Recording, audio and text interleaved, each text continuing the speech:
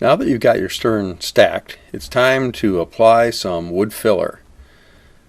I always use the type in the tube, and you can see why right here. It spreads out easily and just seems to work a little neater.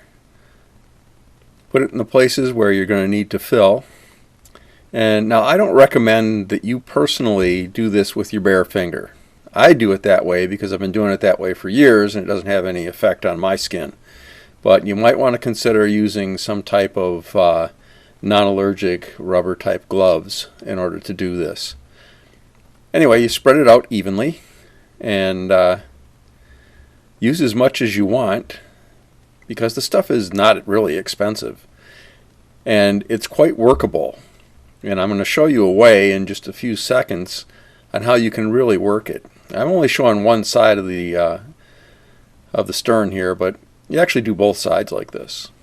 Now, the secret is this stuff is water soluble until it dries.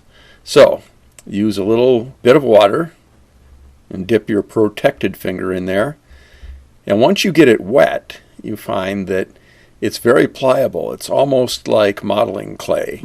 So you can kind of shape whatever shape you want. And notice that the stacking that we did of the levels of the stern help us get the proper curves. They're going to look good. You'll also notice, though, that there's some big overhanging pieces there. You're going to see how we fix that here later on.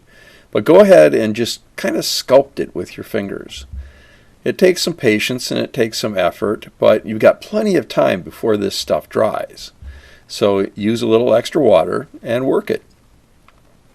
It turns out quite well after a while, and you kind of get the hang of it before long.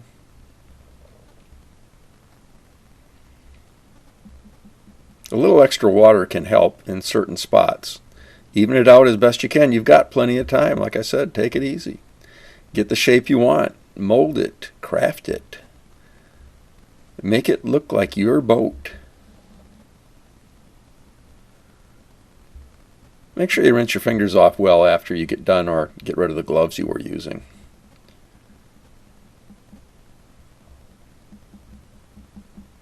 Blend the excess right in with the wood, and anything that's too much we're just going to sand away later on.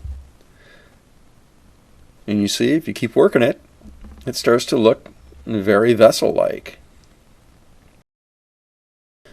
A while back we created our rudder pole and our rudder post. This is a good time to put a little dab of your yellow wood glue right on the tip there, and that'll help it stay in place. It'll keep it in place, and we're going to show you in a later video how you mount this.